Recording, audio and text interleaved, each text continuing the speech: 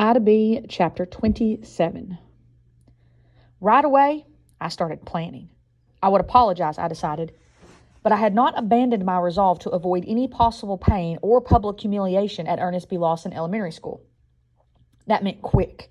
That meant no friends, classmates, teachers, parents, brothers, or supermarket cashiers nearby or within earshot. It meant multiple escape routes and backup plans. Now, say there were 1 million possible ways Claire could respond to, "I'm sorry," and say 50% of those possible responses were kind, decent ones like, "That's okay, Ida, no problem."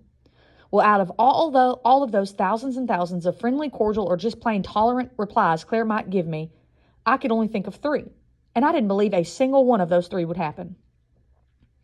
I didn't have any trouble thinking of the bad responses, though. The ones where crowds laughed, body parts disappeared, or foul-smelling, rotting things kept turning up in my personal belongings. "You're a snake, Ida Applewood," I could hear Claire say in front of a crowd of hundreds. "A slimy, green, sleazy snake.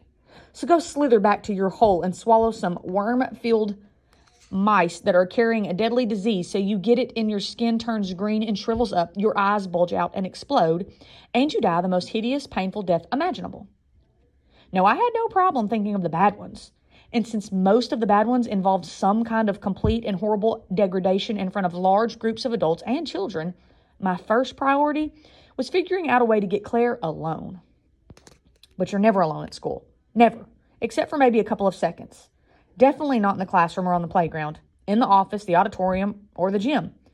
Even in the lavatory, there's almost always a first grader with a small bladder who just has to go at the same time as you. Only the custodian's closet promised privacy, but that meant stealing a key and kidnapping Claire, closing the door without her screaming her head off, somehow convincing her not to tell on or pummel me, and fitting an apology in there too, all in less than 5 minutes. After carefully considering my options, I decided that the lavatory was my best chance for success. Only 2 people could go at a time, and if I could work it so those 2 people just happened to be me and Claire, and if, at that moment, the small-bladdered people just happened to be in the gym or in the lunchroom, I might be able to achieve an instant utter of aloneness with her. Just enough for a quick "I'm sorry." At the sink, or better yet, in the stall next to her, I'd say with that metal partition between us, "Claire, who's that?" "Ida, what do you want?" "I'm sorry about that day in the woods." And then I'd be done. She could slam the door, flush the toilet till it overflowed, spit under the partition. I wouldn't care. I'd have done what I needed to, and I'd be on my way back to the classroom.